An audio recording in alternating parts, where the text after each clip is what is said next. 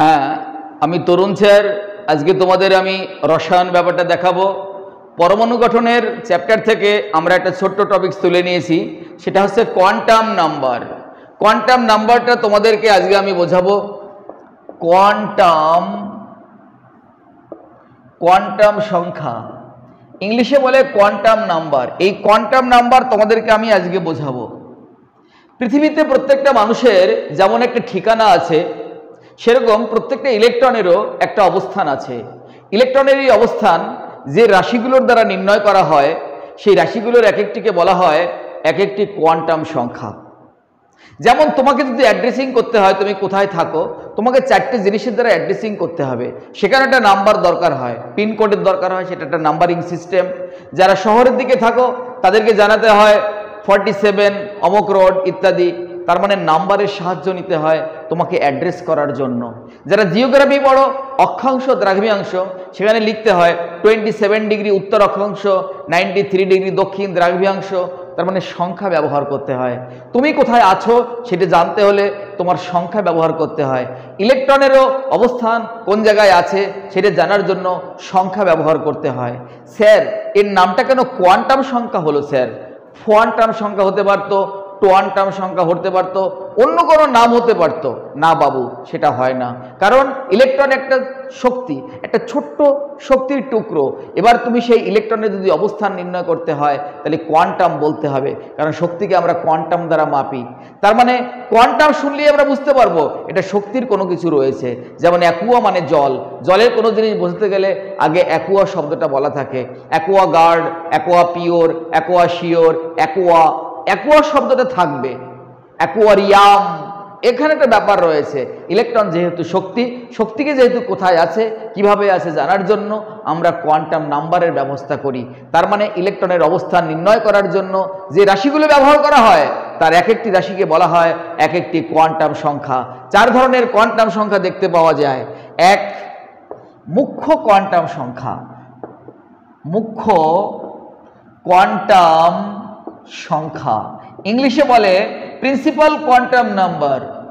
2, গৌণ কোয়ান্টাম সংখ্যা। গৌণ কোয়ান্টাম সংখ্যা, ইংলিশে বলে অ্যাজিমুথাল কোয়ান্টাম নাম্বার। এটাকে এন দ্বারা ডিনোট করা হয়, এটাকে এল দ্বারা ডিনোট করা হয়। 3 নম্বর, চুম্বকীয় কোয়ান্টাম সংখ্যা। চুম্বকীয় কোয়ান্টাম সংখ্যা, ম্যাগনেটিক কোয়ান্টাম নাম্বার। 4, ঘূর্ণন কোয়ান্টাম সংখ্যা। ঘূর্ণন কোয়ান্টাম সংখ্যা, স্পিন কোয়ান্টাম নাম্বার। 4 ধরনের কোয়ান্টাম নাম্বার দেখতে পাওয়া যায়, মুখ্য, গৌণ, চুম্বকীয়, ঘূর্ণন। এন, এল, এম, এস। নেলসন ম্যান্ডেলা, ভালো করে খেয়াল রাখবে, নেলসন ম্যান্ডেলা। 4 ধরনের কোয়ান্টাম সংখ্যা। আমরা প্রথমেই মুখ্য কোয়ান্টাম সম্বন্ধে তোমাদেরকে ধারণা দেব বিস্তারিত। মুখ্য কোয়ান্টাম সংখ্যাটা কি জিনিস? মুখ্য কোয়ান্টাম সংখ্যা এন দ্বারা ডিনোট করা হয়। এটা হচ্ছে অরবিট কনসেপ্ট। অরবিট, বিজ্ঞানী নিলস বোর এর প্রবক্তা।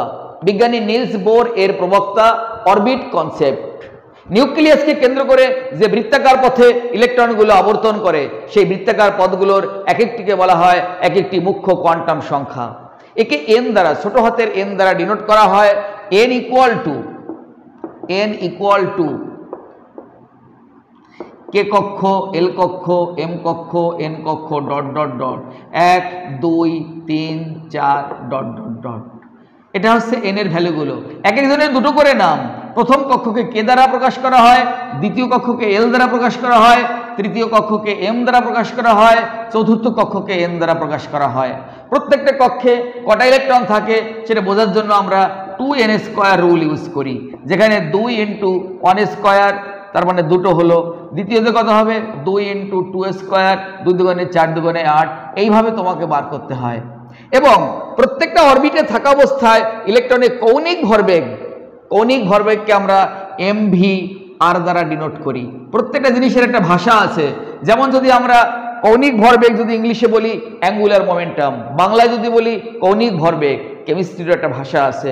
যদি কেমিস্ট্রির ভাষা তোমাকে বলতে হয় তাহলে বলতে হবে mvr = nh/2π। যেখানে n ইকুয়াল টু প্রথম কক্ষ হলে 1, দ্বিতীয় কক্ষ হলে 2, তৃতীয় কক্ষ হলে 3। এই হচ্ছে প্লাঙ্কের ধ্রুবক 6.626 × 10⁻⁻27 আর্গ সেকেন্ড, আর পাই ইকুয়াল টু হলো 22/7।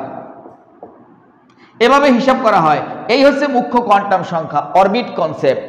নিউক্লিয়াসকে কেন্দ্র করে যে বৃত্তাকার কক্ষপথে ইলেকট্রনগুলো আবর্তন করে সেই বৃত্তাকার কক্ষপথকে বলা হয় একটি মুখ্য কোয়ান্টাম সংখ্যা। এইবার আমরা গৌণ কোয়ান্টাম সম্বন্ধে আলোচনা করব। সে বলে অ্যাজিমুথাল কোয়ান্টাম নাম্বার। গৌণ কোয়ান্টাম সংখ্যা ইংলিশে বলে azimuthal quantum number. Azimuthal quantum number, গৌণ কোয়ান্টাম সংখ্যা, অ্যাজিমুথাল কোয়ান্টাম নাম্বার। একে ছোট হাতের এল দ্বারা প্রকাশ করা হয়। এর প্রবক্তা বিজ্ঞানী সোমারফিল্ড। নিলস বোরকে উপেক্ষা করে বিজ্ঞানী সোমারফিল্ড মন্তব্য করেছিলেন, ইলেকট্রন কেবলমাত্র বৃত্তাকার কক্ষপথেই আবর্তন করে না, ইহা সমকেন্দ্রিক, বিভিন্ন ব্যাস বিশিষ্ট, বিভিন্ন তলে উপবৃত্তাকার কক্ষপথেও আবর্তন করে, ঠিক যেন রোজেটের মতো। উপবৃত্তাকার কক্ষপথে কেমন স্যার? দেখাচ্ছি। নিলস বোরকে উপেক্ষা করে বিজ্ঞানী সোমারফিল্ড মন্তব্য করেন, ইলেকট্রন কেবল বৃত্তাকার কক্ষপথে আবর্তন করে না, এইভাবে করে। হ্যাঁ, সমকেন্দ্রিক, প্রত্যেকটার একই কেন্দ্র। এটা যদি এইদিকে ঘুরে এইদিকে, এদিকে ঘুরলে এদিকে, আবার এই যে আরেকটা তল, এভাবে ঘুরলে এভাবে, কারোর সঙ্গে কারো যোগসূত্র হবে না, ঠিক যেন রোজেটের মতো। এটা উপবৃত্তাকার কক্ষপথ, উপবৃত্তাকার কক্ষপথ, ঠিক যেন রোজেটের মতো। একে এল দ্বারা ডিনোট করা হয়। প্রত্যেকটার আলাদা আলাদা মাপ, বিভিন্ন ব্যাস বিশিষ্ট, বিভিন্ন তলে, কারোর সঙ্গে কারো দেখা হবে না, এবং প্রত্যেকটার একই কেন্দ্র। সমকেন্দ্রিক মানে একই কেন্দ্র। এদেরকে বলা হয় উপবৃত্তাকার কক্ষপথ, আমরা যাকে পরবর্তীতে অরবিটাল নামে পরিচিত। এবার এল ইকুয়াল টু কি আছে? এস, পি, ডি, এফ, জি। 0, 1, 2, 3, 4। আগেরটা যেটা মুখ্য কোয়ান্টাম সংখ্যা সেটা 1 থেকে শুরু হয়েছিল, এটা 0 থেকে। তার মানে আমরা বলতে পারি এল ইকুয়াল টু n-1, প্রত্যেকটার মান তাই। ওটা যখন 1 এ তখন 0, ওটা যখন 2 ও তখন 1। তার মানে এল ইকুয়াল টু n-1, 1 ছোট আছে, n এর থেকে 1 ছোট থেকে চলছে এটা, তাই এল ইকুয়াল টু n-1। এবং এই প্রত্যেকটা ছোট ছোট অরবিটালের মধ্যে আবার ছোট ছোট ভাগ আছে, অরবিটালের মোট ভাগ আছে। তার মানে অরবিটাল গুলোর অন্তর্বিভক্ত হওয়ার সূত্র কি হবে? 2l+1। এই সূত্র অনুসারে হবে অন্তর্বিভক্ত। তাহলে এস অরবিটালের ভাগগুলো কটা ভাগ আছে? 2 × 0+1, একটা ভাগ। জিরোটা কোত্থেকে পেলেন স্যার? এই দেখো 0, এখান থেকে 0 শব্দটা এসছে, এই যে এই জিরোটা ওখানে বসিয়েছি। তাহলে যখন পি হবে তখন কি হবে? 2 × 1+1, তার মানে 3টে ভাগ। যখন ডি হবে তাহলে কটা ভাগ হবে? 2 × 2+1, 2 দুগুণে 4 আর 1 5। এফ 3, এর ভাগসমূহ কত হবে? 2 × 3+1, 3 দুগুণে 6 আর 1 7টা ভাগ। এইভাবে ভাগ হতে থাকবে। তার মানে এস এর একটা ভাগ, এটা এস, একটা মাত্র ঘর হবে। পি এর 3টে ভাগ, পি এর 3টে ঘর হবে, এরকম হতে থাকবে।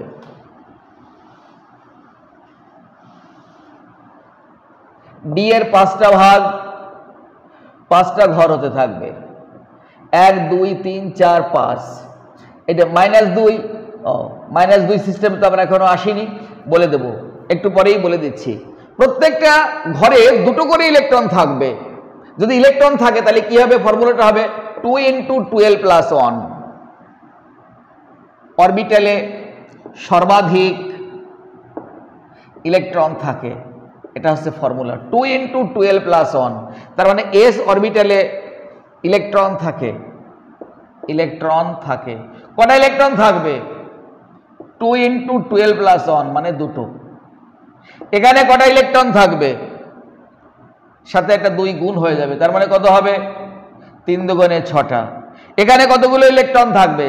যে কটা আছে তাকে 2 দিয়ে গুণ হবে, তার মানে 10টা। এখানে কতগুলো ইলেকট্রন থাকবে? যে কটা ভাগ আছে তাকে 2 দিয়ে গুণ হবে, সমান সমান 7 × 2 = 14খানা ইলেকট্রন থাকবে। প্রত্যেকটা ঘরে দুটো করে ইলেকট্রন থাকতে পারে। এসে দুটো ইলেকট্রন এইভাবে থাকবে, পির 6টা ইলেকট্রন এইভাবে থাকবে। এই দুটো ইলেকট্রন এইভাবে কেন থাকে এটা আমরা স্পিন কোয়ান্টাম সংখ্যায় বলবো। একটা ইলেকট্রন যদি ঘড়ি কাঁটার দিকে ঘুরে, একটা ইলেকট্রন ঘড়ি কাঁটার উল্টো দিকে থাকবে। কেন স্যার এইভাবে? কেন এইভাবে থাকলে ইলেকট্রন ব্যালেন্স থাকবে। এই ইলেকট্রনটা সিটকে উপরে বেরিয়ে যাবে না, এই ইলেকট্রনটা সিটকে বেরিয়ে যাবে না, এদিকে ঘর বলা হয়। এই পৃথিবীতে ঘর মানে এটাই বোঝা হয়, একজন নারী একজন পুরুষ মিলে একটা ঘর থাকে। এ সিটকে বেরিয়ে যাবে না, ও সিটকে বেরিয়ে যাবে না, তার জন্য ব্যালেন্স করা হয়। এখানেও জগৎ সংসারে ইলেকট্রনকে ওইভাবে ব্যালেন্স করা হয়। একটা ঘরে দুটো ইলেকট্রন ঢোকানো হয়েছে এবং প্রত্যেকটা ঘরের দুটো ইলেকট্রনের অভিমুখ উল্টো। স্যার একমুখী থাকতে পারে না? হ্যাঁ পারে। যখন রিঅ্যাকশন মুভমেন্ট হয় তখন দুটো ইলেকট্রনের আবর্তনের অভিমুখ একই দিকে তখন হয়ে যাবে।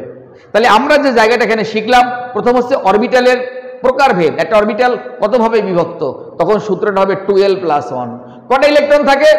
2 × 12 + 1। এল এর মানগুলো বসিয়ে দেবো, কখনো 0 বসাবো, কখনো 1 বসাবো, কখনো 2 বসাবো, কখনো 3 বসাবো। বসালে আমরা প্রত্যেকটা অরবিটালের ভাগগুলো পেয়ে যাব।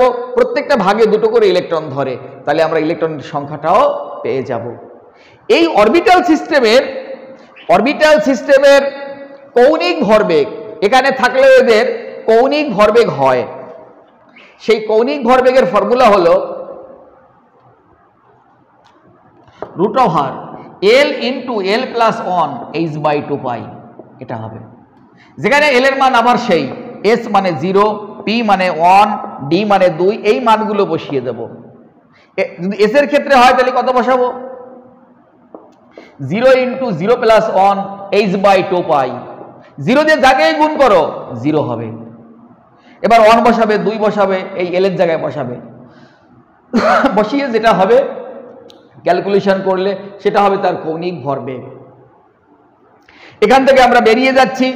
এবার আমরা চলে যাব চুম্বকীয় কোয়ান্টাম সংখ্যা, ম্যাগনেটিক কোয়ান্টাম নাম্বারে। চুম্বকীয় কোয়ান্টাম সংখ্যা। ইলেকট্রন যেহেতু একটা তড়িৎচুম্বকীয় তরঙ্গ, নিশ্চয়ই তার একটা তড়িৎচুম্বকীয় ক্ষেত্র আছে। যে তড়িৎ তার তড়িৎ ক্ষেত্র থাকে, যে চুম্বক তার চুম্বক ক্ষেত্র থাকে, আর যার মধ্যে তড়িৎ এবং চুম্বকীয় দুটোরই মিশ্রণ আছে তার তড়িৎচুম্বকীয় ক্ষেত্র থাকে। একটা তড়িৎচুম্বকীয় ক্ষেত্র থাকলে নিশ্চয়ই তার বিস্তৃতি আছে।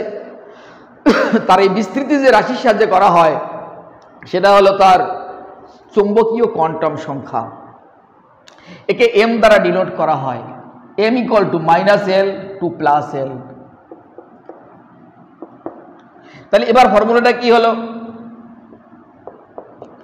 S এর ক্ষেত্রে m = L এর মান 0, -0 to +0।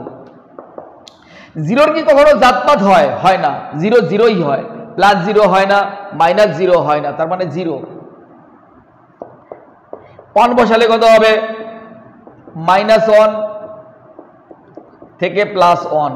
-1 +1 এর মাঝখানে কে কে আছে? -1, তারপর একটা সংখ্যা আছে 0। এই দেখো পির 3টে ভাগ, একটু আগেও দেখেছিলাম, এখানেও তাই দেখলাম। পির 3টে ভাগ করেছিলাম আমরা। পি এর 3টে ভাগ, -1, 0, +1। এটাকে কেউ বলে px, py, pz, এরকম বলা হয়। আবার ডি এর -2 থেকে +2 কি কি ভাগ হবে? -2, -1, 0, +1, +2, এক এক করে বেশি। -2 থেকে এক বড় -1, -1 থেকে এক বড় 0, 0 থেকে এক বড় +1, +1 থেকে এক বড় +2, এরকম হবে। তাহলে ডি এর কয়টা ভাগ আছে?